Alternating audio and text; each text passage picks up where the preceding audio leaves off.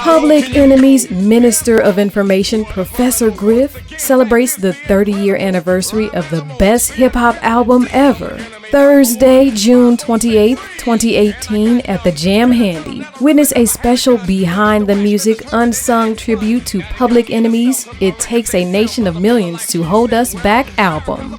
Hip-hop performances from Mahogany Jones, Kari Way Frazier, and more will honor the landmark album. All right, we are back in the Detroit is Different studios. It is spring finally in effect. It's taken a while. April 13th, 2018, and I'm here with somebody that's working with now. Young brother I met not too long ago. It was actually at a community forum at Detroit SIP. Shout out to Giovanna. Shout out to Ern and that whole team bringing that space together. And further down McNichols, closer to the east side, right, but still in that west side area, it's another space coming together, a mixed dwelling where people are staying, the apartments are fly, things are reconditioned, and the kitchen's coming together, a stage is there already, birthday parties are happening, and people are doing these events at a space called the Wildemere, at Wildemere in McNichols, a 6 mile. Exactly. So let's talk a little bit about that. I got Corey Williams here that's a part of that. Mr. Williams, how you feeling today? I'm feeling real good. Happy to be here with Detroit is Different. Most definitely. So this always starts with the same question. Detroit and your family. Okay. How did your family end up coming to Detroit? Oh, man, we've been in Detroit our whole lives. I mean, my great grandmother was here. Okay. We've been here over 100 years. Okay, so that means that you're, great grandmother. So that's you're at least that would have been, if that's first, then that's second, third. You're a fourth generation Detroiter that you know of. Right. Where did she come from? Detroit. Okay, so she was born here. Yeah. Okay, so her parents, where were her parents born? I don't know. All I know is Detroit. I don't have a lot of people from Detroit. They have family. They go down south to their family and to Atlanta. I got a big family, but they're all here. Everybody's here. My whole family's here. We deep right in Detroit, and it's all we know. Okay, ain't that something? All right, so let's talk about deep right in Detroit. Great grandmother, did you know her? Yeah. Okay, so you had a relationship with her. All right, so that's a blessing. Where did she live? She stayed on Plymouth and Evergreen for most of my life. Plymouth and Evergreen. Yeah. I stamp most neighborhoods by the high school that's over. So that's Cody. Like that Cody area. Yeah. Okay, Cody, so Rouge. So did you spend much time over there as a kid or like? I lived over. We actually come from a project called Plymouth Square, and I lived there too. She lived. My grandma lived there, and I lived there. She also had a stint in Rosedale, but she always would come back. Like she bought a house in Rosedale, then ended up selling and went back to the housing project. But for the majority of our lives, we was right there on Plymouth and Evergreen in the project called Plymouth Square. Okay, Plymouth and Evergreen. Okay, now that whole community definitely has a whole feel. And the biggest feel that I think about in that community is Rouge Park. Right. What do you remember about Rouge Park growing up? Oh, man, Rouge Park. We used to, the swimming pool, of course, and then going down to the park, Rouge Park. And when we got a little older, even before we was older, we'd walk down, because Rouge Park was like a mini Belle Isle. It was what Chandler Park was for the east side. Right. Rouge was for the west side. Right. So it's like this would be so mad. Like we would we graduate from high school, and what would happen is we'd be like, all right, the police, you just cruise Belle Isle, and then the police would kick people off when it'd just be too many people. And you go down to Chandler music. Park. So then you'd be like, all right, let's go over to Chandler Park if you want to see girls from the east side. Right. And then you go over to Rouge if you want to meet girls from the west side. Yeah. Right. But so that's how it was. But even as a kid, we were, young kids. I remember 6, 7 years old. That's the difference between my kids and who we were. 6, 7 years old. We was walking a mile or so down the Rouge Park to go to the water park, to the swimming pool. And we go down there. We ride our bikes to Westland. We used to call it White Man's Land when we crossed over Telegraph. We ride our bikes all the way to Westland, stuff like that. Yeah. Okay. Fairlane. Okay, let's talk a little bit about this era. Was this like 80s, 90s, so 70s? I'm 80. I'm born in 80, so this is like 85 to present. 85, like early 90s. Yeah, early 90s. Okay, let's talk a little bit about your parents and what did they do? What professions did your parents have? I grew up in a single family home with the same ills that 80s baby had. That was back in the crack era and stuff like that. I don't know if I'm going too deep for Detroit is different, but oh man, sure. Yeah, but I grew up in a single parent home with a parent who had a stint with addiction and stuff like that, and that's my. Well, I don't have a father. I didn't grow up with a father. So you didn't have a relationship with your father at all? Period. Did you know anything about his family? I had an aunt that kept in touch with me and a cousin. Shout out to Brandis. Yeah, she watching. Okay. But that's really on my father's side. That was all.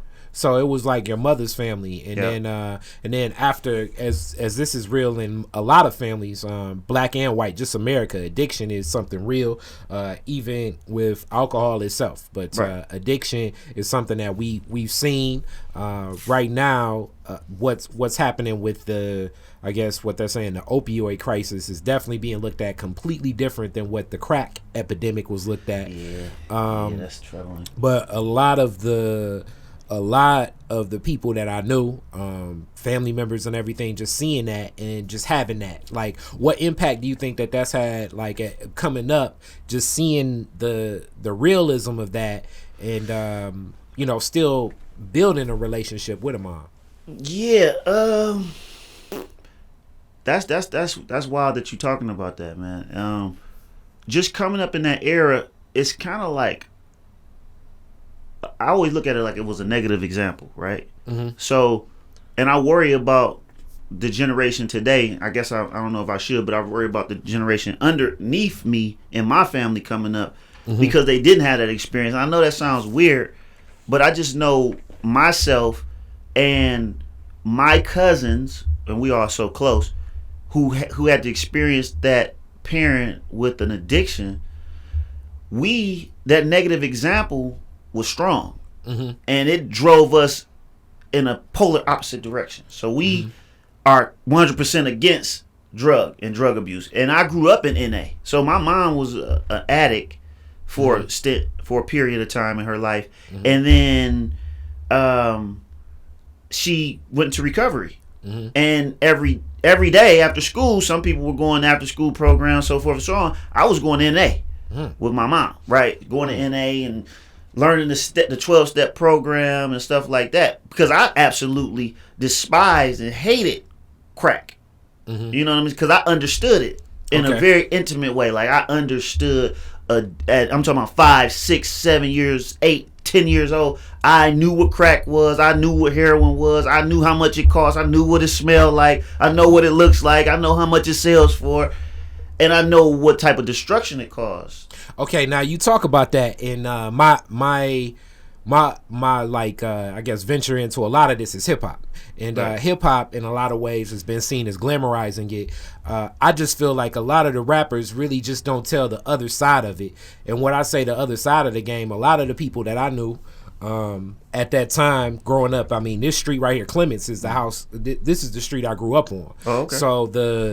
So during this time, and I mean, as they say, the streets are hiring. It's still, I'm sure, a lot of forms of getting high that are accessible to all types of means. But a lot of the people that I saw doing successful now are struggling with addiction. Like, the biggest dope dealers when I was younger are now a lot of the people that are struggling with addiction, or they've passed on, or they're incarcerated. And then, like, some form of, like, all of that, as people even talk about, like, when you cook the drugs, cooking it'll get into your bloodstream, right? And then this becomes the whole addiction. Whereas the story that Jay-Z talks about, the story that Biggie talks about, the story that, I mean, this is really aging me, Spice One talks about, never really goes into the realism of, first off, the relationships that a lot of the drug addicts had with the drug dealers, of being the gateways for business. The drug addicts were really and then even labeling that, like,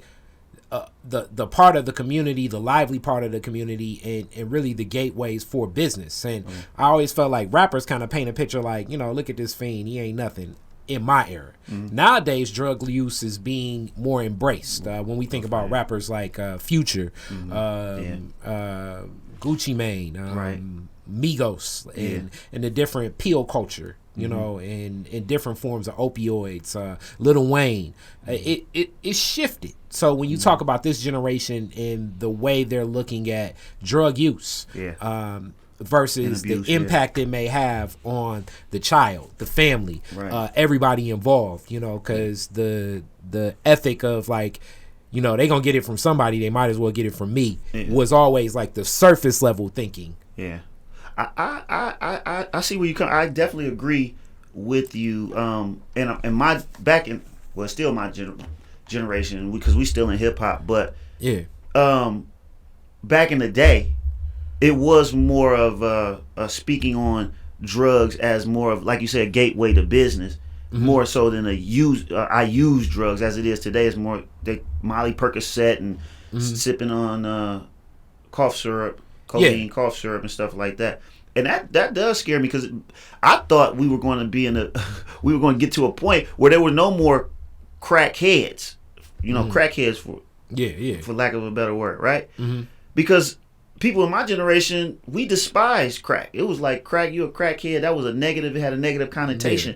And to see drug use being glorified again, kind of rekindling some old demons in our community, is troubling to me. Okay, so when you talk about that troubling, and seeing that like from this lens of like that whole scope, because that neighborhood, when we think about like that Evergreen, that Cody neighborhood, Brightmoor, right outside of Brightmoor, as they say to Mo, it's knee deep in the game. Like when people talk about the whole concept of, and a lot of people glorify it, it's weird. Like Big Meech and Dimitri, and went as he left Southwest Detroit and headed to Atlanta. He just basically took a lot of the traction and the know-how of hustling, of like what a lot of the people from Detroit were doing. It just did that in Atlanta. It became a resource to many people as Big Meech like a hero, hero to a lot of folks. Yeah. But understandably, I got a philosophy and a theory on that too. It's like in many situations in Black America, we've had a situation where people were running away to the suburbs, and it left like a void, like a vacuum, where persons like a Big Meech or a Brick in my era, which was closer to me, they become celebrity because the doctor and the lawyer, they had 50 going north to the suburbs, and they left a void for those young impressionable teens and young tweens and whoever, to say, okay, what do I see? What is my reality? What do I see in my world? So if you're right here on Clemens, and the only person that you see getting money or having any type of resources is the neighborhood drug dealer. And sometimes, I take a position where the drug dealer is demonized in our community, but also the drug dealer is a superhero in many instances, because he's the one sticking around who has resources. He's the one that, at least in my experience, and a lot of people from the outside looking in, they can demonize and talk the way they want to about the situation that's going on in the hood from a educational standpoint, but from a reality standpoint, you see the drug dealer, the person who's selling narcotics in the neighborhood, he's the one in my situation buying me ice cream when my mom's on drugs and I can't get anything. He's the one standing at the ice cream truck like, hey, what's going on? He's the one giving you money for A's and B's. It's not the lawyer. It's not the doctor. They're not here. They ran out and they going out and they in the suburbs now. And they actually sometimes, from what I noticed, with my professional, the professional network that I'm in now, sometimes they still despise the hood. Oh, niggas don't do this, or they should do that. When people, it's the neighborhood drug dealer at times who's actually relating to these people and giving back to the community in a way that other people are not. Sometimes like you see attorneys and doctors, you'll see them coming back in a situation where it's like, okay, let's do a coach for kids. And they come in and they say, okay, coach for kids, and then they go head back north. Where that one person who's demonized is forever present. He's always there. And not only am I there giving back, I'm there every day. Okay, so now as you talk about that being there every day, and in these relationships, and this is deeper, and this is why I think the show The Wire I like, because it reminded me so much of like true relationships I've seen. Right. But the people in that community, in your community, growing up, especially like in the projects, do you feel that like what were the checks and balances of the person that you say met, like the drug dealer being demonized, and then that relationship to the family, to the community? Like, what responsibilities have you seen a drug dealer take in communities, and then what responsibilities do you think a drug dealer has to a community? Oh man, see now you getting deep, Curry, for real, because it's like a double-edged sword. It's like I see it cutting both ways. I think I've seen drug dealers actually take responsibilities for communities. I see them buying diapers. I see them paying rents for people who are in need. I see them going to the grocery store, giving an older woman money. I see them protecting people. I see them protecting communities. But I also see them destroying communities. In the same note, I see a crack house. At least I don't even know if crack houses exist anymore. Maybe I'm getting out of touch. In rap music, they'll say it's trapping. I haven't seen that form of drug distribution at the same. Like I would say, and I'm square as all get. I'm like the squarest person in my social circle. Like my friends, my homies. Now I have a lot of professional acquaintances that I made over time, and we have like business friendships. But like of my friendships or the people I grew up with, I'm definitely beyond square. You know what I'm saying? Like everybody else is flagged up for something, and a lot of it I think is being black. But and flagged up means you have a felony for the people that don't know. But I don't see that like today. I see a lot of people like even the way drugs were distributed in when I was younger was like a hierarchy of like, it was like drug crews. So like it was kids like my age that were lookouts that would make money. Whereas now it's like everybody I see like pushing weight. Like so like they'll a person will buy a pound so that they can sell a half pound. And then a person will buy a half pound so they can sell a quarter pound. And a quarter pound to sell an ounce. And then an ounce they finally gets to the person using. Whereas before it was like, let's build a hierarchy and let's distribute like this. But a lot of that kind of came together and broke down with conspiracy laws that still exist. RICO laws. A lot of time that's still being served for, I think, trumped up charges that Barack Obama towards the end of his administration was breaking down and countering. But a lot of those people that were incarcerated under those laws originally, like in the late 80s, during the time when I was so adamantly against the crime bill that was introduced and supported adamantly from Hillary Clinton in the Clinton administration. Exactly. I was against that because I felt that heightened the prison industrial complex. I agree. And it's been so many people. I get a lot of flack for having that position, but I agree with you. The Clintons was behind a lot of what we see now. Yeah, like people serving 30 years, especially like girlfriends and wives of people because of conspiracy. It's like basically tell us what you know. And then on the flip side, you see something like Bernie Madoff's wife living scot-free. Exactly.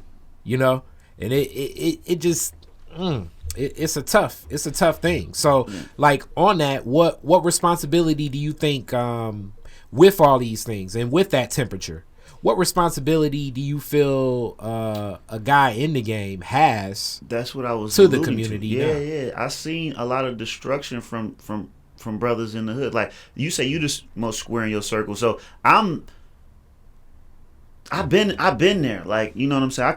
I had a felony. And I had to wrestle with it. So, but I turned square consciously. Like I can't do this anymore. I got to be square from now on. Feel me? So I'm square. And I'm the most square in my hood circle. Shout out to all my homies from the hoods that I've been in. But I'm the hoodest in my square circles.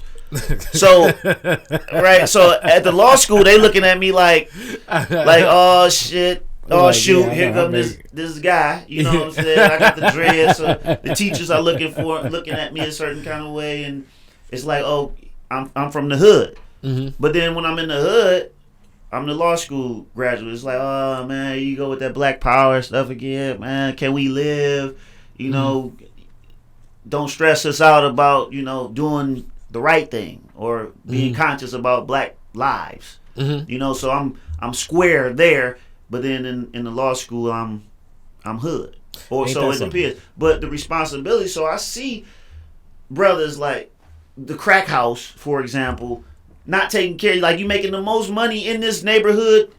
You making more money than the liquor store, the gas station, everything on a daily basis in some circumstances, and your house is the worst one on the block. Mm-hmm. How's that? I look at it from a different perspective. I'm looking at it like, okay, if you selling dope in this neighborhood, you should be beautifying this neighborhood. But I'm a real estate guy. Mm-hmm. I'm a community guy. Mm-hmm. I mean, that's just how I look at things. So I'm like, if you're going to sell dope, don't be the asshole. Don't be the dirtbag. Don't just suck off the community. You getting money. And you got a lot of power. Now tell people what to do when they do it. Cause you powerful. Now you know what's crazy about that whole take that you have. From what I've seen, some of the most dangerous people that I've seen associate with. It's been so many instances being tough, being about that life, being street, hood, or whatever. Right. Are guys that grew up more like me. I grew up in a 2-parent household. My dad's an entrepreneur, so I'm deep in entrepreneurship. I had a lot of resources, right. But a lot of people that chose the streets, I think, are people that really don't have the respect for the ethic, and they're generally the ones that conduct themselves under the manner that you just spoke of. Okay. But a lot of the people I know that came up from the streets respected in a level where they will beautify. Like you wouldn't even know. Like one day you'll be driving down the street, the guy cuts his grass every day, drives a really drives like an old Honda Civic or something like that, and then you'll see the DEA raid their house. You'll be like, damn, I didn't even know that. But that, and then you have the conversation, because the demonstrative, the more egotistical guys, I'm like, this guy really is choosing to live this life for whatever reason, and it's a lot of people like that. Like I think in most of these situations, because maybe they get taken advantage of or exploited, those are some of the most dangerous people. A guy trying to prove he's tough versus somebody that's like, because really, the people I know, like just goofy stuff, like even carrying guns, for instance. It's certain people, because they have real because they're dealing with real penitentiary chances. Right. They're not just carrying guns to the supermarket. Right. And then I know people that carry guns to the supermarket because it's like, I wish somebody would try me. You know what I'm saying? It's like, yo, dude, you're walking in Meyer on 8 Mile. Supermarket because it's like, shit, it's dangerous as hell out here. But their thought process versus somebody else's thought process, taking those penitentiary chances, is so it's like worlds apart of like, okay, the danger you see versus the danger he sees or she sees is so different, but they're conducting it differently, and even their understanding of the ethic. Because some of the truest gangsters I know are actually guys that are like 50, 60. When I was a truck driver, and my dad was like, man, he was like, man, that's weird. Like I was when I was a truck driver, one of the first guys that took like some murder raps for YBI was served his whole life term, but he was so young. But it's so weird, he like carried around all these Polaroids of the people he murdered, and he murdered like 18 people. We called him old school, like his personality. You knew this guy? Yeah, man. Man. And you cared about the guy?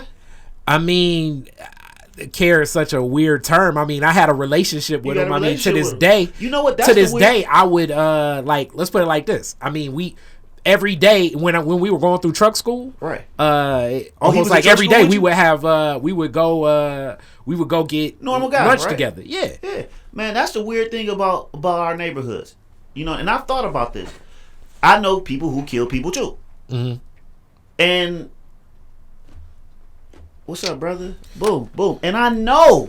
Yeah, man. And I'm talking about you just told me about a guy that just killed 18 people. I probably know people who killed that many people too. And in other communities, that's like an axe murderer. That's like Charles Manson. I don't even know if Charles Manson killed that many people. I think he was like giving orders for people to murder people. Whatever. Mm-hmm. Yeah. But we know people who mass murder people. Yeah. And it's just like every day, how you doing, brother? Yeah. No fear. I know guys who kill people. I have no fear of them. Yeah, I mean, it's weird. It's like I don't know what kind of. I'm not a psychologist or anything, but that's a weird psyche to have where it's people who just are absolutely violent people, and I'm not afraid of them. Now, you know what's so crazy about that? I was having a talk with somebody else on Detroit is Different, right. And it's just certain, I guess, tragic realities that I've accepted from living in this community, where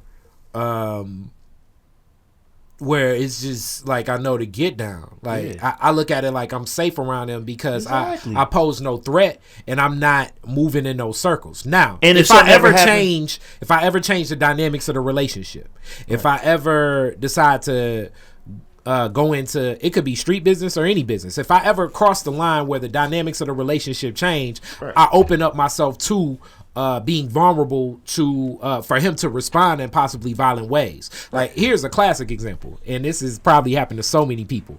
When I was like 13, me and my friend Sterling joke about this. When I was 13, I got robbed, and when my parents didn't come to me like, "Wow, my parents was like, "Where was you at?"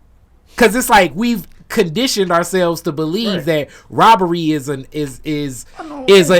reality for our community. So if when you get robbed, I don't look at it like, damn, man, that's messed up. You think to yourself like, who is you hanging around? Yeah, you should probably expect.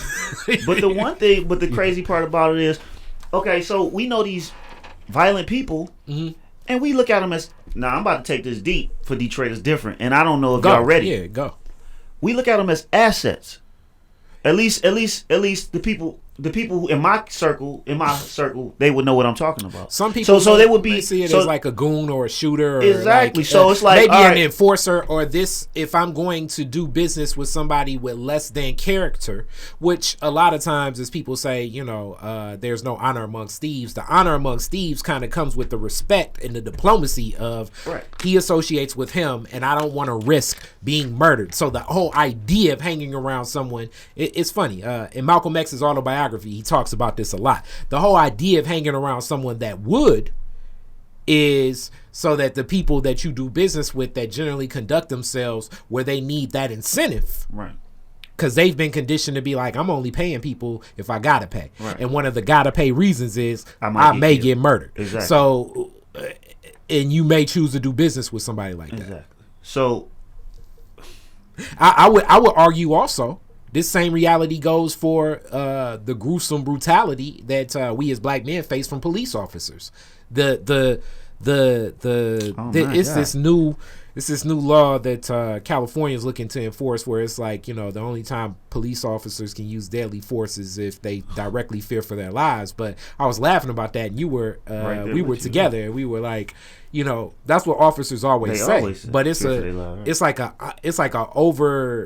never explicitly told. But the tragedy of police officers is police officers, I believe, need to murder black men specifically because the threat that we pose in America, and the idea of the fear that I have of, because you're right, police officers is what I fear the most. If I never interact with an on-duty police officer the rest of my life, that would be wonderful. Like I tell people all the time, I say, man, a police officer has never, so I guess I'll never be running for political office because I'm about to say this.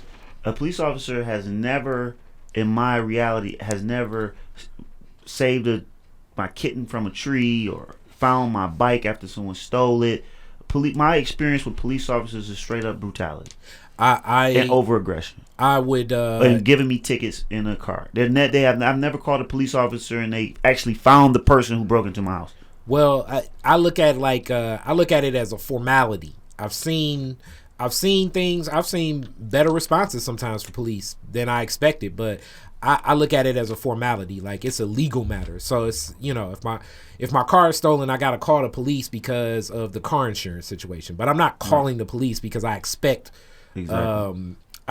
to, be given justice or anything. I look at police as way more of an obstacle in my community than a asset in my community. And that's one of the biggest separations sometimes between a young and an old generation as well. Whereas I look at a problem with like somebody in the hood where police may consider a threat or a criminal or whatever, I feel like I can probably reason my way out a whole lot easier dealing with a street situation for whatever than a justice situation, police or court or any form of that system. I feel like court's going to always cost me money, right? Way more than I want to, and way more time than I wanted to.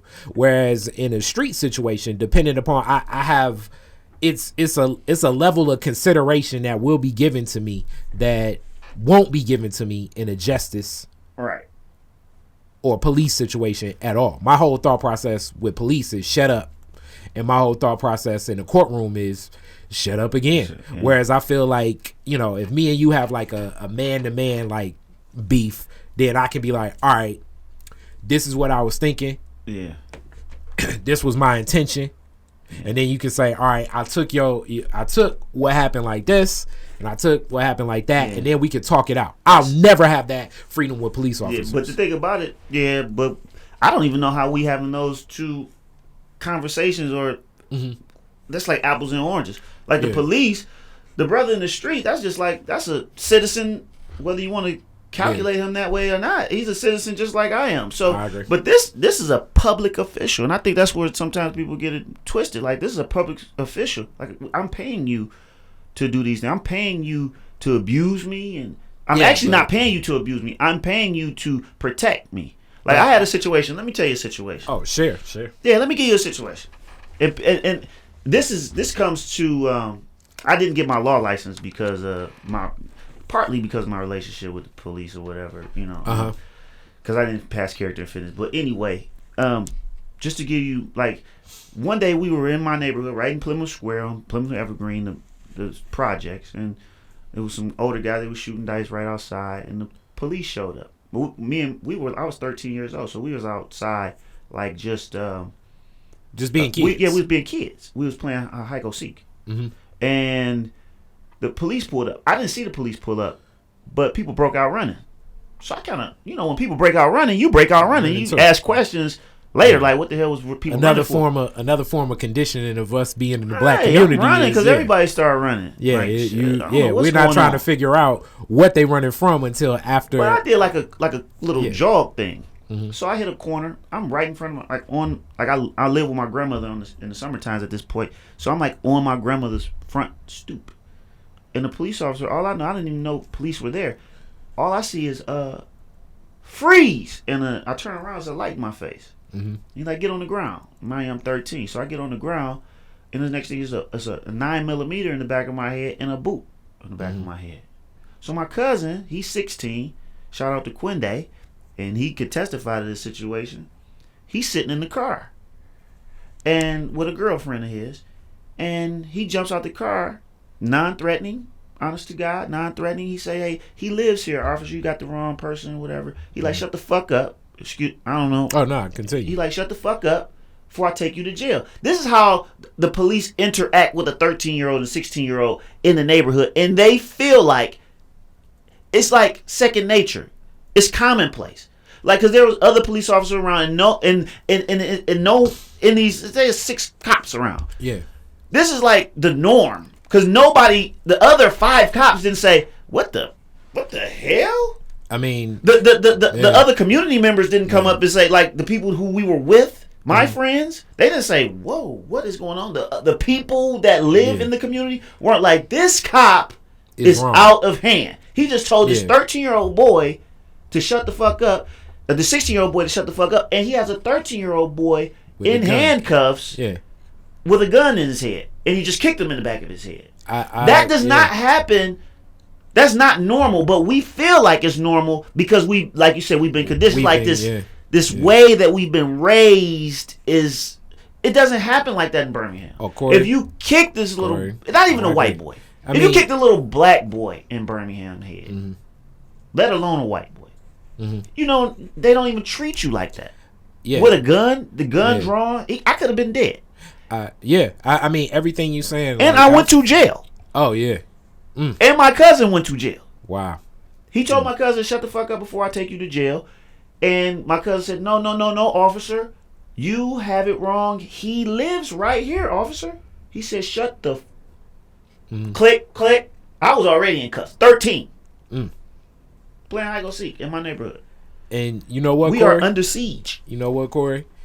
What's so crazy is I've had guns drawn on me at least 4 times by police. I've never had a gun drawn on me by a citizen. As violent as Detroit is, I've never been robbed, and I've never had a gun drawn on me by police citizen. Officers many a times. To the point where it's so funny, like actually, even when I got pulled over recently, like, it's so often, because even when you're driving and then they'll approach the vehicle with the gun drawn,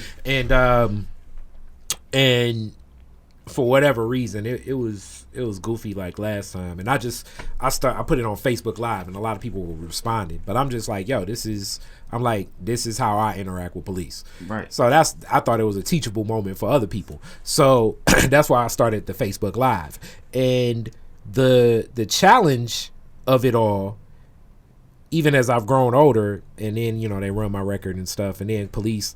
Then they try to have like that heart to heart sometimes with you. I don't know if you've had this where it's like, you one of the good ones, but it's a lot of crazy ones. Man. And I'm like, I'm like, okay, that doesn't change the fact that you had a gun drawn on my face, bro. I could tell you many stories.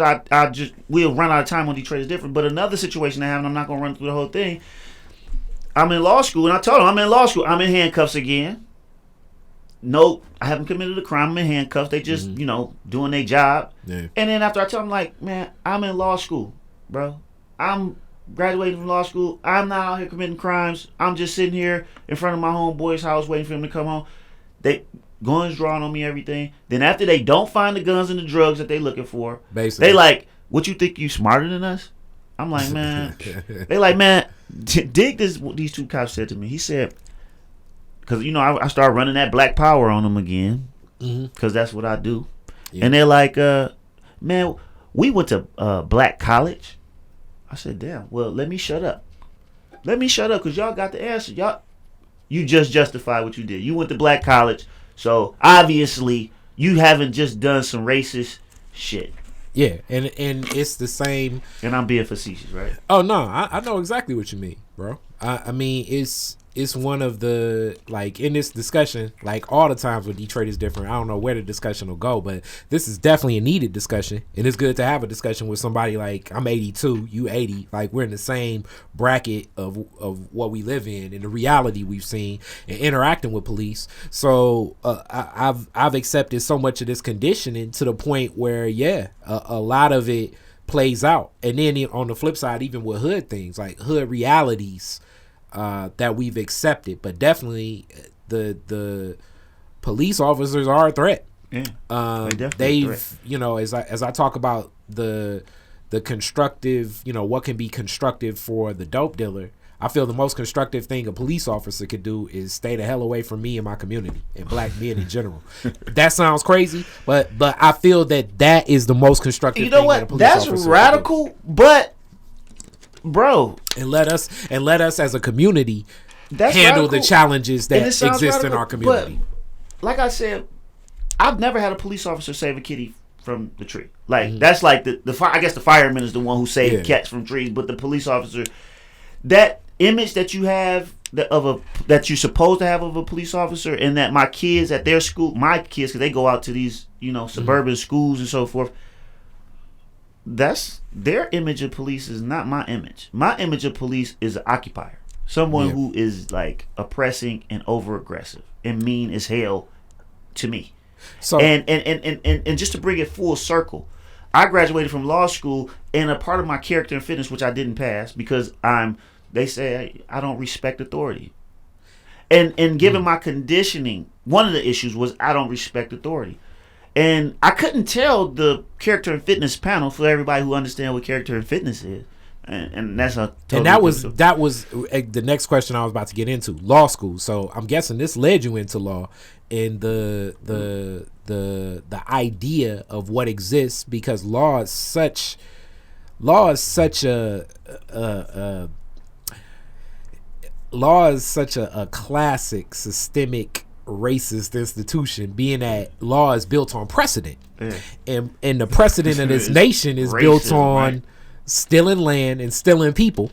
So it's stealing land and stealing labor, which law is really one of the, like, you sit on the bench under, to justify whose land is it and whose land is it not. So the whole premise of law is based on property, and the whole precedent of property in this nation is stolen property. Right. And being that you have to establish precedent to have anything just and justice, it's already such a weird premise to begin with. Yeah. So I nerd out, that's kind of the term I use, with some of these theories and some of these systems, because through the cracks in the system, I look at one of my mentors in Chokwe Lumumba, definitely, like, the way he looked at justice and law as an attorney was powerful. So what led your interest to being an attorney before we even actually see we went down to criminal justice, but I never had an interest in criminal justice. Like that wasn't real estate led me to law school, and actually being what sparked your interest to say, all right, I need to be on the legal side of this game? Man, my educational career was just absolutely haphazard. I was in the game. Explain. I was in the game. I was selling weed when weed was illegal, or marijuana, or whatever you want to call it. Bowls. If that rings a bell to anybody. And that's when it was illegal. And police raided my home, and I ended up catching a case, and the judge gave me a second chance. He said, he put me in a program. He said, listen, you go to school or go to work. Now, mind you, when I say I was selling weed, I wasn't selling it we was on a more major level than just like dime sacks and so forth. So there was a federal indictment that followed our so basically our you were being followed and tapped. Right. So the judge gave me a second chance, and I kind of faded away because I became afraid for my freedom and so forth. So when the judge gave me a second chance, he said, you go to school, go to work. I said, I'm going to school. Because I didn't want to go to work. We was getting too much money. I was making, hundreds of thousands of dollars at 19 years old, 18 years old. Who was the judge? Judge Harvey Tennant. He passed away. This was in 1999, 2000. Okay. Yeah. And I was a street lord, if that brings any bells to people, right? So I ran with that group and Brick and those people, and he gave me a second chance. So I went to school because I was always a decent student, and then one thing led to another. I won't take you through the whole thing. What high school did you go to? I went to Southside. Okay. I went to Southside. So I grew up on the east. Well, I lived on the east side in McDonald Square, but I spent a lot of my time. We moved around a lot. Okay. So I lived on, like, middle school, I lived on the east side, McDonald Square. You familiar with McDonald Square? No, where's that? Shane and McDougal area. Okay. And so that's by like King Homes. Yeah, by I was King going to say Homes. that's like King. Right. But my mom didn't want me to go to the Miller, which was the neighborhood middle school. So we fixed the addresses and stuff. I'm out there in Southfield.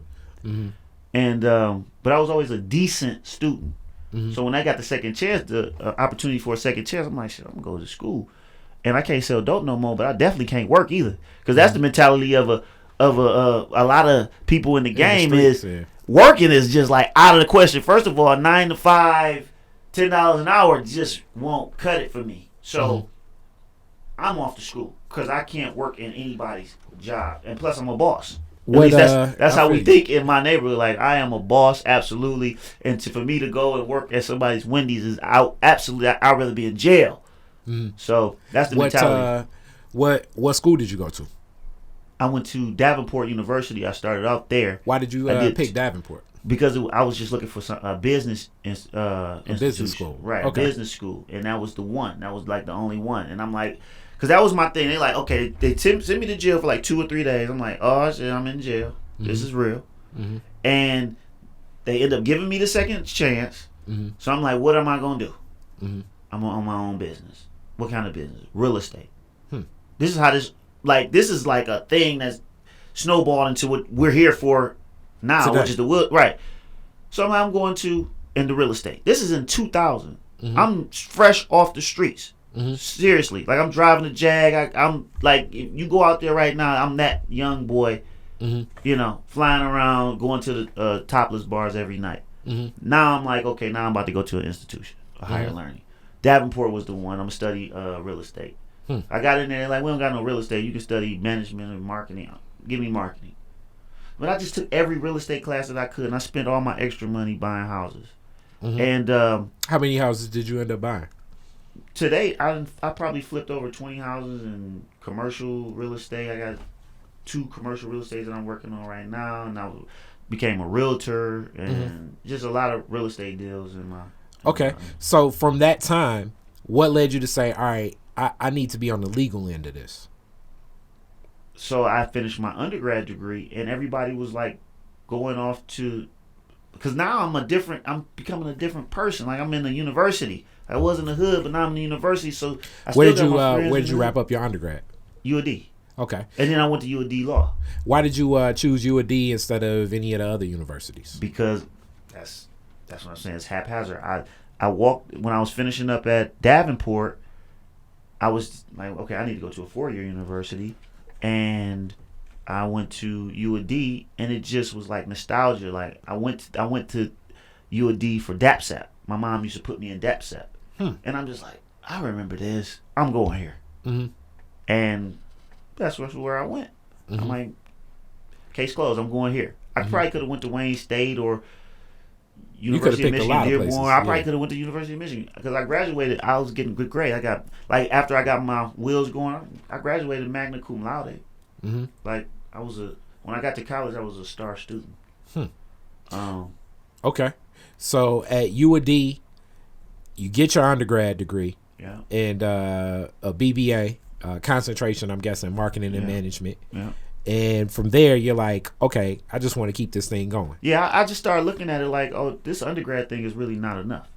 Like, this kind of like some underboss. I still got a street mentality. I'm like, this is like an underboss thing. This ain't gonna get me nowhere. And then I started the instructors and the professional development people at the universities. They're like, okay, so don't rule out a management job at Foot Locker. I'm like, hell no. I ain't do all this for that. Rule out a management job. Right. They like gearing us for that. I'm like, are you crazy? Come on now. So I need something. So obviously, now my take on business school, because I'm from Wash, is in a lot of ways business school is employee school.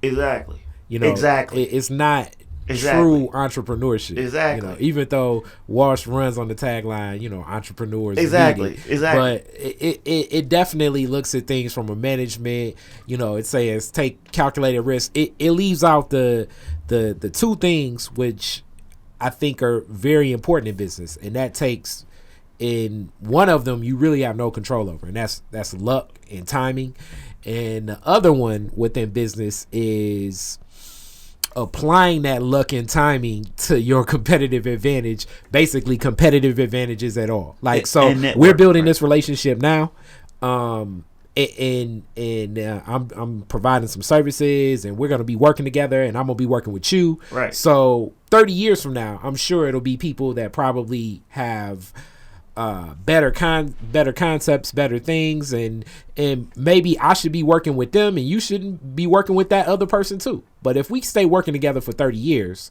it'll be like a blind faith that competitive advantage. Business school will say that no, you always make the decision based on the proposal and the da-da-da-da-da-da-da-da-da. By the time you get 10, 12 years in, it's like, yo, this is what I need, and this is what I'm gonna do. And then it's like, well, it's gonna cost you $10,000. And it's like $10,000. And then it's like, all right, that's what I want. If you want me to, you know, and then you negotiate, you move differently, and these relationships go so deep as the layers. And we're hearing about the development right now being led by, I forget what the name of that group is, but which development is that? Rick, who I introduced you to yesterday, and they call it something else, but it's basically the Fisher family's generation. What is that? The platform.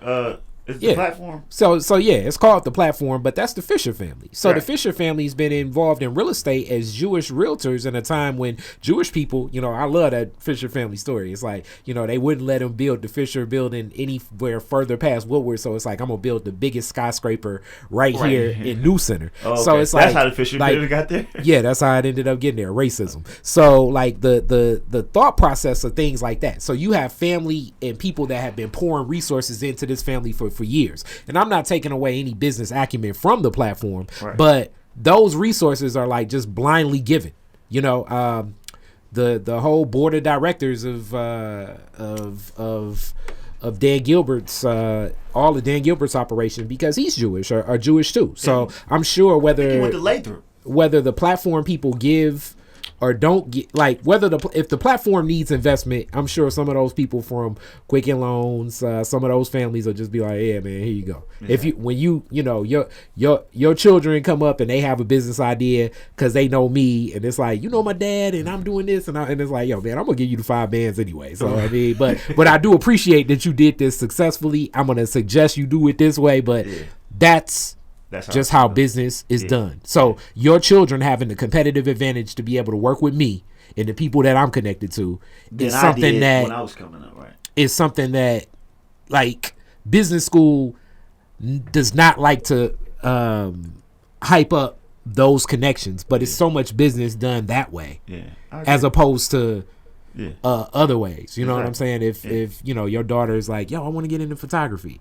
But then, like, can you put her on? And then I'd be like, yeah, man, I don't care. But on the flip side too, that's what keeps excluding the people. That's why university is so important sometimes too in business, because that's where those connections. That's where those connections are made. Could be met. That's where those connections are made. Could be met in a lot of situations, right? So, like, let's say I would have went to, and it's a door opener, like a big dog, like I go knock on doors, and when I was in law school, and they only opened the door because I'm like, yeah, I'll go to the law school over there, and they're like, oh, brother, especially like the black folks, they're like, they love to see your young brother doing good. Like, if I just came in there, Corey off the street, same hustle, same grind, same drive, same mind, right, same mentality, mind. They gonna spin you. Right, because I don't got, because it looks like you didn't put any effort into what we believe is success. So I use that. I use my degree. A lot of people like, oh, he ain't using his degree, but I use it. And then the stuff that I learned in my conversation here may not be as deep. If some may say it ain't deep, I don't think your conversation is deep anyway. But it would be less deep or less if I didn't have some type of knowledge. See, but I would say your conversation is extremely deep, because what you represent in a lot of ways, from what you faced and your story and your upbringing, is very very similar to a lot of guys like that I came up with. And a lot of them are still spinning their wheels trying to find their way. So finding your way into real estate, what was it about real estate that just drew you in and attracted you? Real estate. What drew me to real estate? It was probably, well, my grandmother, she used to own properties, and my uncle owned properties, and also I grew up just loving real estate, right? Like, some kids like trucks, some kids like power boats and model cars.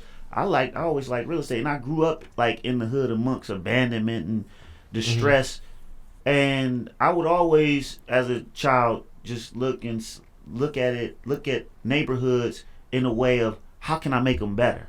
Okay, like, let's talk from a very elementary, looking at it in a really elementary way, like going outside the front door and like, okay, if I could fix that house, and that house, then this house will look like the neighborhoods that I see out in my grandmother's neighborhood in Southfield or so forth. And also, I would look like on television, and I loved, like, some people loved whatever shows as a child. I mean, I'm talking about 7, 8 years old. I love Bob Vila, Home Again. Like, I would watch that type of stuff, and watch. I was definitely not checking for that at 7, but I feel you.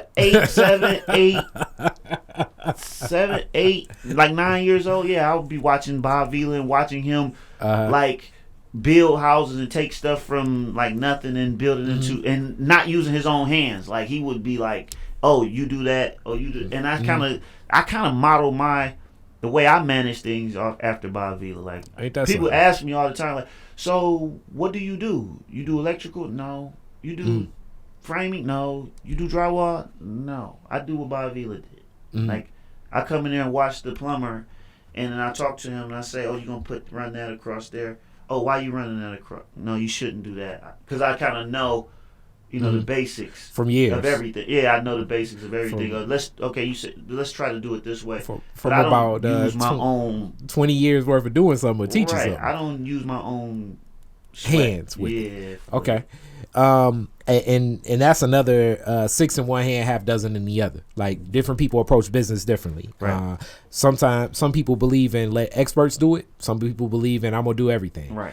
I'm kind of between both, depending upon what it is. But I definitely think, depending upon your industry, it's best to let somebody skilled and experienced, because it's time. It's time value. Yeah. Can you make more money putting up drywall? Like, it may be better served in your operation to not put up drywall and be out here closing the next deal versus you putting up drywall, then having to close the next deal, then having to come back and do plumbing, then having to, I have construction going on right now as we speak, but I'm not there, right? Yeah. So I'm building now, but if I was out there doing drywall, I wouldn't be able to. We wouldn't be able to do this. Able to kick it with you and have my Instagram family see me kicking it with Detroit is different. Yeah, right. And this is time value, cost of money, as we talk. Paying the bills, that takes hours out your day, So I'm more of a manager, than a carpenter.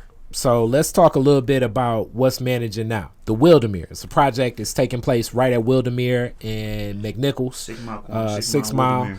How did that project come together? Ooh. I just saw an abandoned building on the corner of Wildemere in a beautiful neighborhood and just thought that it needed to be developed and thought that it would be a good idea to develop it. I had the resources. Well, actually, I had to come with my partners and come together like booty cheeks and make that happen. Okay, so what do you see happening there? What is it going to provide that community? So, first of all, it's a remediation of a blighted and abandoned structure. Just basic. That it's already cleaned up a blight and abandoned eyesore in a community and a health hazard. So that's community right there on its face. But what we have 2 luxury apartments upstairs that are completely completed, and we're about 90% complete with the event space that's going to be going on in the commercial area. And if you ride past there now at 3143 6 Mile, you'll see construction going on as we speak. Okay, so event space. Why do you want to do like an event space? Like, what do you see happening there? I see birthday parties. I see community events. I see podcasts. I see breakfast, brunches. I see just community coming together and having a good time and enjoying each other. Okay. Now, as you talk about this community space and what it's going to be, people generally respond a whole lot to food. I've seen a lot of different interest from doing events. Food is always the best rallying cry to get folks into place. Exactly. So, like, what's going to be happening with food, and what do you see for that? Yeah, my homeboy Jimba, we actually putting together something right now, a Taco Tuesday. So we plan on doing Taco Tuesday every Tuesday at the Wildemere. Okay. And getting that going. And I expect a lot of support from everybody there. And I also want to do a lot of pop-up restaurants. So people coming up, maybe we do Burger and Fry Fridays, and just kind of starting off the food with that. Okay. You know? So you talk about the food. I know it's a kitchen there, but like, how did you set up the kitchen? And how do you think some of the people, because that's always the big question. It's like, what are the kitchen capabilities? You know, how did you go about setting up the kitchen? We got a fryer. We got a 6-burner stove. You know, we got a full commercial kitchen in there. Yeah. And it's completely remodeled everything. We got about 2,200 square feet with a stage for a live band, a DJ booth for a DJ. Like, we ready to go. Like, it's going to be a nice spot, and it's completely remodeled. Everything we do is absolutely beautiful, if I have to say so myself. New bathrooms, lighting on the outside. We're waiting for our awnings to come. Like, we're really fixing up the corner of 6 Mile and Wildemere. Okay. All right. So with all of this development and everything else happening, that community. Beautiful community. Why did you pick that community? Well, I'm optimistic about the whole 6 Mile corridor. That's not the only thing I have on 6 Mile. I have a physical therapy clinic, Premier Care, that's right on the corner of 6 Mile and 6 Mile and Monta Vista, across from the Liberty Market. Shout out to my other partner, Karina. She's my sister. Yeah, so I'm optimistic. And my mom also owns a physical therapy clinic on 6 Mile. I think it's Rouge. But I'm optimistic about 6 Mile.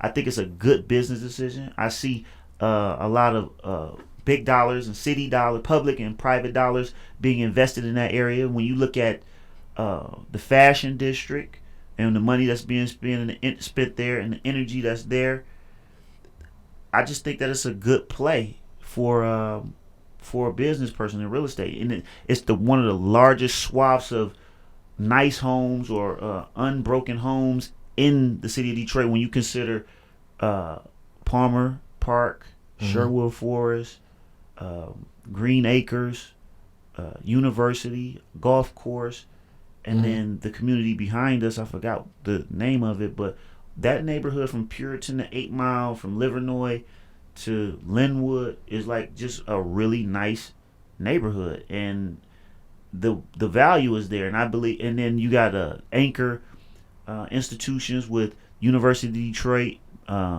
Mercy. You have Marygrove College. You have Sinai Grace, and then the high schools like Renaissance and Flakes and so forth and so on. So you have a vibrant community. It just needs to be tapped in. I believe these people are here, and they want. And the houses in University going for $300,000. You got $1 million houses in Palmer Woods, but they have to go on the other side of 8 Mile to get a burger or to sit down and have a decent meal, or you know what I mean. They're taking those dollars to other neighborhoods, and I believe that as a business community, we're not doing them justice. They deserve. Everybody deserves, but these people have disposable income, and they should be able to take that money and spend it not on 9 Mile and Woodward. They should be able to spend it right here on 7 Mile in Livernois, and they should be able to have an event space that's nice that they can enjoy on 6 Mile in Wildemere and not have to go to 9 Mile in whatever street, 10 Mile and whatever the hell. Okay. So that's what I want to provide. Okay. Not only that, I want to provide the Wildemere, and I want to go further and provide other things for these people. But 6 Mile is just a it's like it'll place be to be. Yeah. the Wildemere and then the Lawton. Right. Exactly. All right. Man, every time somebody calls me, it cuts off my. The feed, it does that. It'll do that. So we wrapping up and coming kind of to the close. This has been a great discussion. So I got the classic Detroit is different questions, but before that, if people want to get in contact with you, the Wildemere, how do they reach out to book it, to do a tour, set up something? I just introduced you to Sandra Epps, which I hope she'll be utilizing the space soon. Right. Sandy does the doll show, and she's been doing pillow paint parties. How do they connect? Well, they can connect with me at 313-204-0403. And that's, you can book whatever you need at the Wildemere. You can do a tour of the Wildemere. I love showing my spaces. I love talking about real estate. So you're never getting on my nerves. You never, you call me and you want to talk real estate, call me. Okay. I'll show you my projects. I'll kick it with you with all the knowledge that I have about real estate. And I have an extensive knowledge on real estate. I've studied it academically and I've performed it personally. So, just kick it. And anybody who does real estate and their profession, call me. Let's link up. Let's network. Let's do some projects together. Okay. Let's put our brains and our dollars together and make something happen. I love the city. I'm from here. Like I told you, my great grandmother was born here. I don't know anything. I don't know Atlanta. I don't know Cali. I'm not from Alabama. Okay. I'm from the D. Ain't that something? Yeah, you generations deep in Detroit. I'm from the D. I feel that. And you can holler at any of my cousins, and we all from the D. Okay. So I can imagine that the Williams family reunion is like packed. Right. We are like 7 miles. So we're 8. I assume it's like packed because nobody's flying in from Tampa or something. Yeah, no, my family, it's all my family Southern is all get up. Word up. You do not have people. your family does not have Jerry curls at the family reunion anymore. No, we got big oversized Pelly coats. Al Whistles. Al Wassam, It's like, get rid of the Jerry curl. And Jabos. You gonna see a lot of Jabos, no, my uncle, he still wear Jabos. I really on that point, it was hard to let those Jabot shorts from like 2000 to I don't know. I was letting go of them late, like 2000. You ain't want to let them go. 2012, man. Those Jabot shorts were so amazing though, because it was like they were the best jean short jorts ever. Yeah. And you was killing them if you had a Jabot. Don't have the Jabot short set or the Jabot jacket with the pants. You killed them. Oh yeah. With the Nautica shirt and some patent leather feelers or something. Oh man, what era we from? Yeah, man, it was gone. I'm definitely stuck a little bit in my ways. Like, I was looking at Allen Iverson on TV, like the other day. Like, damn, man, Allen Iverson used to be so cool, but now he looked like the guy that he still wear big pants and stuff like that. Yeah, man, he looked like the guy that was wearing like the Adidas jumpsuit in the night. We should throw a 90s party at the Wildemere, like early 2000 party, and everybody wear like Jabos. And I haven't seen the early 2000s right, party, because people do like 60s parties and no. 70s. I've seen the 90s and the 80s, but the early 2000s it'd be like Nelly and Chingy playing. 50 Cent. People being there with do-rags on. Exactly. like where do I get the red and black do-rag? Man, I look at some of my, with the fur, the leather jacket with the fur. I look back at some of my old pictures. I'm like, man, Iceberg.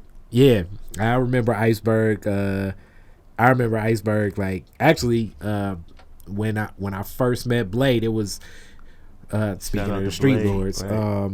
Rest in peace. Those Icebergs was so. At the River Rock, I waited. I didn't want to wear this Iceberg shirt till I could get to the River Rock, which that's definitely an era. You know what I'm saying? If anybody remember, I don't even know what the River Rock is right now. Yeah, the river. I went down and saw the River Rock, man. The River Rock is they redeveloping the River Rock. Yeah, I don't think it's gonna be the River Rock. I don't think it's gonna be. Man, that's crazy, man. I used to be at. Did you just go to the River Rock? Yeah, man. Like almost like. Bro, I used to go to the River Rock every single Saturday in like 98, 99. Yeah, I know. Yeah, every Saturday you was at the River Rock. Yeah. Every Saturday you be at the River Rock, and every Friday it was like this was the with jump. Baby Ray and Baby Ray. What was the other guy's name? Baby Ray and Mo B and Baby Ray. Mm-hmm. Yeah, they used to throw the parties. Them boys used to be banging. Yeah, I remember. Like I say, hanging. That's when I first met Blake. His cousin. He had like a little cousin that did like one semester. And I was like flirting with her or whatever. She was like, "Come meet me with my cousins." I was like, "Your cousin's Blade?" When he got in, because they came in like 15 deep with the sleeveless chinchillas. Yeah. I was like, "Oh man, this is gonna be a crazy night." Just making it rain on random people. It was just crazy. The whole premise of it, like the whole breakdown. But yeah, the Street Lord, that Street Lord, the time with the Street Lord, that was an amazing time for me. That was like my time. Yeah, like it was my time. That's it when was we a snapshot. It was a snapshot. I mean, just by default, I at the time I look back at the music now and I recognize its impact, but just because I'm over here, I mean, obviously, like in rock bottom, I mean, it's like at the time, it's like I was not necessarily listening to. It was like Big Herc is the man. I don't know about Blade. Hey, look, but yo. Then after I hung out with him, it was like, yo, I got to give it up to Blade. I'm gonna say this publicly, and my uncle is Yacht, right? I don't know if you know Yacht, but Yacht is my uncle, and that's my uncle, and Brick, those are my uncles, right? So I'm Street Lord. Mm-hmm. That's family. That's my family. But rock bottom hard.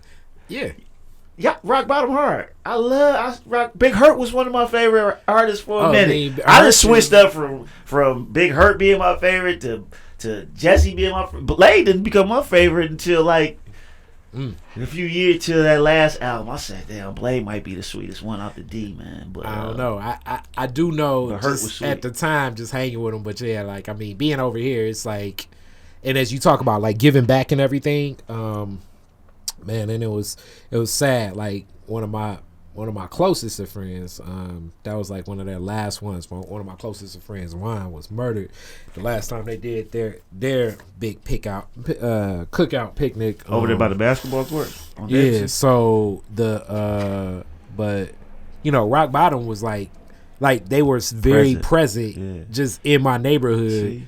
You Full know, circle. That's very what I talked about very earlier. present. Right. Them, Chris Budd, COI, Derek Coleman. Right. Like these guys, like you see them like in and around. Derek would stretch further, but like because he was cool with everybody, just because they were rapping and everything. Even John Bettis, Jerome's brother, he'd be bouncing around. Like it was a different era. Being connected to hip hop in that late '90s. Rest in peace, Proof Day 2 days ago.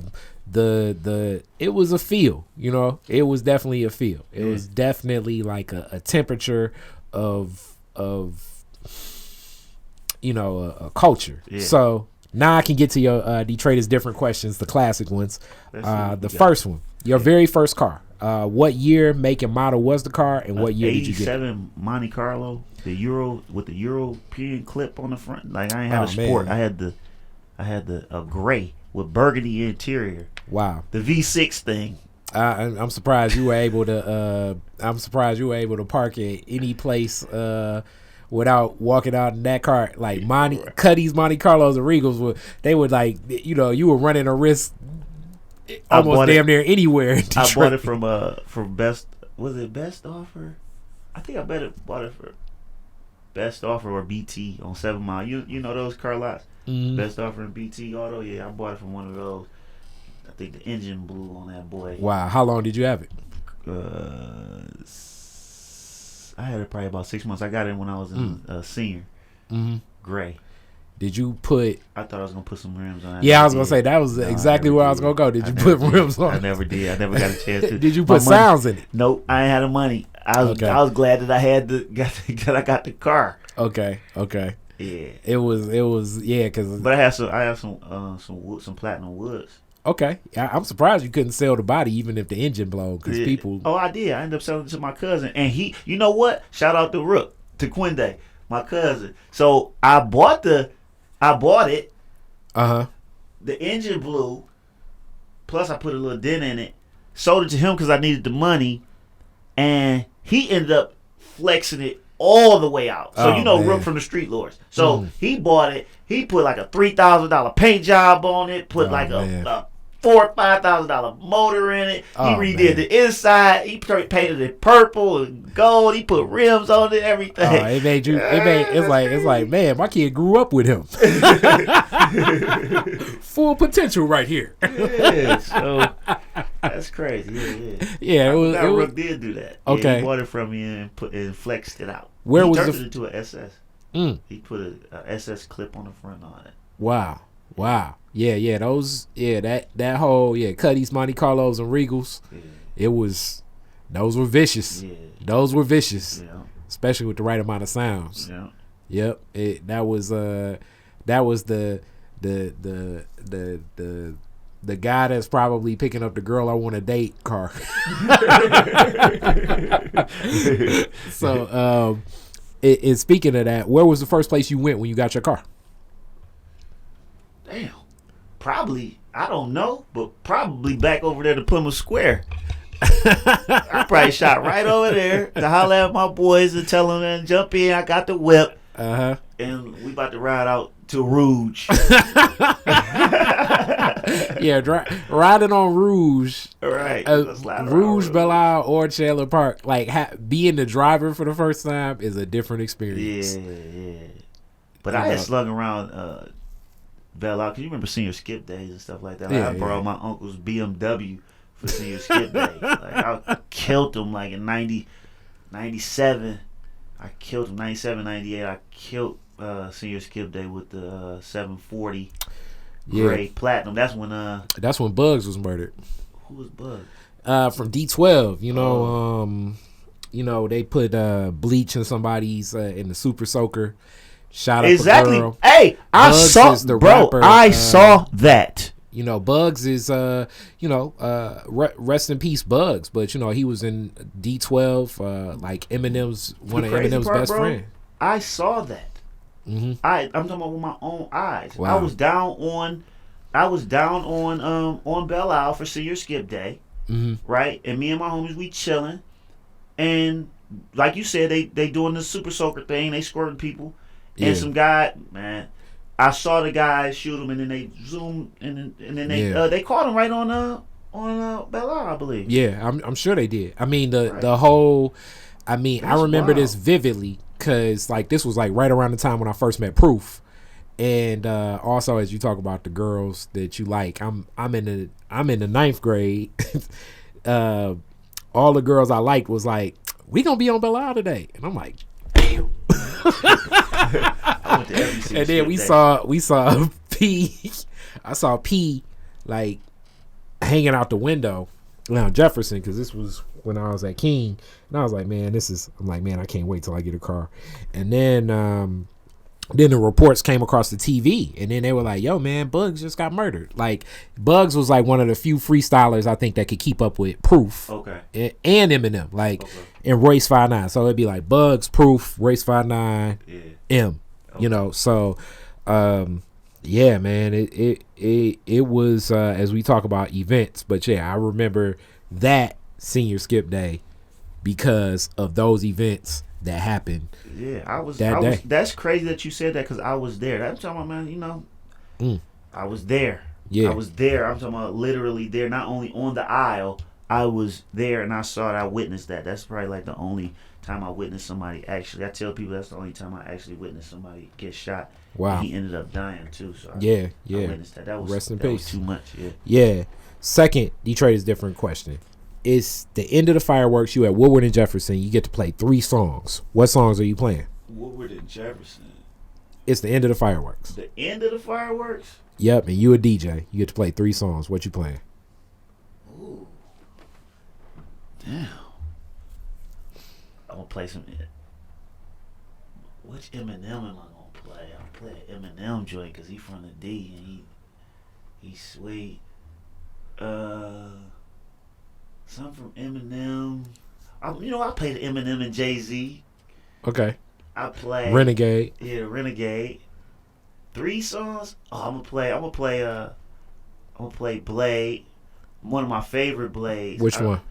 I don't know the name, but it's the last one on the first Street Lord album. When he say, "Oh, the hell yeah," I'm definitely playing that. When he say, "Front row at the Fox, sipping Remy on the rocks." Mm-hmm.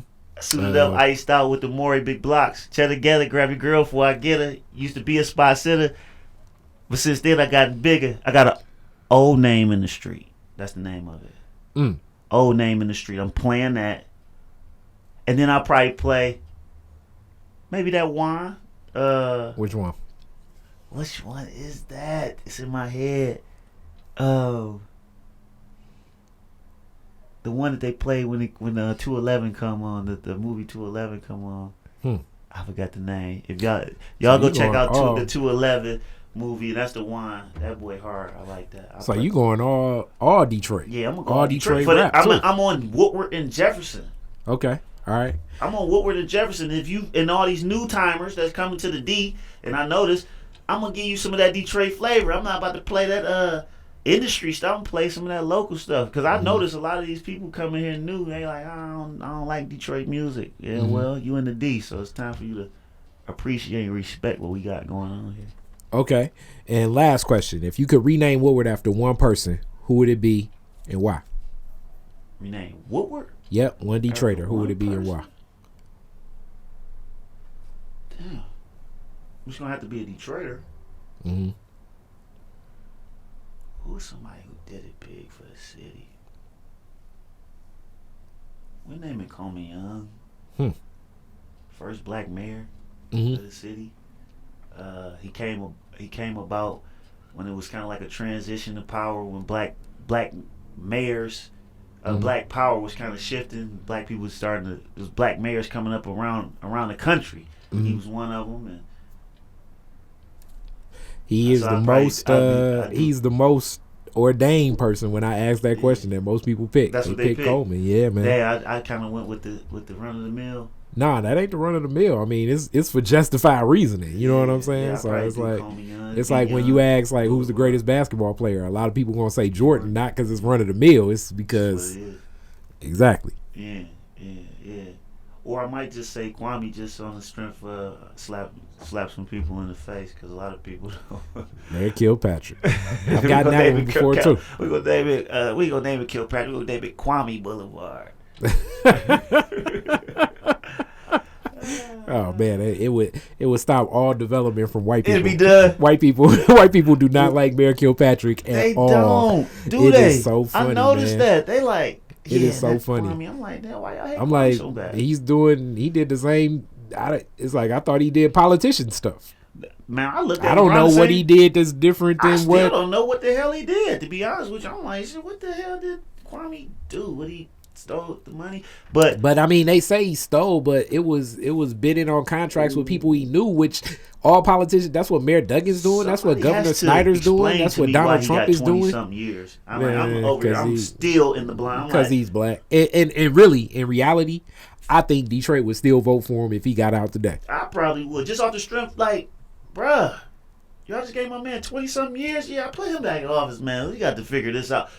But at the same time, Rod Blagojevich, around the same time he was going through it, the Chicago governor was on tape selling Barack Obama's Senate seat. Yeah, I know. And to Jesse Jackson. Bird. I thought it was to Jesse Jackson. Then, but the other guy, Burns, got it or something. Yeah. Whatever the hell it was, they got him. He didn't do a day. No. Jesse Jackson Jr. did, but that's what happens when you black. Jesse Jackson Jr. did some time behind. Oh yeah, when you black, you gonna serve some time. Man, so I'm like, justice generally does not, as they say, the scales of justice generally don't see good on our skin. Yeah, I agree. Unless we, as the streets would call snitching, but I would call turning evidence over to lock up more of us. Yeah. If you have enough evidence to lock up enough black people, Kari Frazier theory, you may be able to walk free. Shout out Gary Brown. Bam. Shout out Gary Brown. Yeah. The good water hit. So that is it. Thank you so much. And we're going to get this posted. We're going to wrap it up, cut it up. This is good. Man, this but conversation. where do our people go if they want to see this? Oh, man, I'm going to put it up. Instagram Live. What, they got to go to Detroit is Different? Yeah, I'm going to put it up. I don't know when we're going to put it up. We probably going to put it up sometime closer to when you guys do the Cinco de Mayo. Okay. But that's what we're going to do. Sweet. Thank you, sir. My man. Black revolutionaries, distillery owners, Italian fashion retailers, and Motown Grammy winners all share their best stories never before told in any other media outlets on Detroit is Different. Visit DetroitisDifferent.com or download the Detroit is Different app on Apple's App Store or Google's Play Store.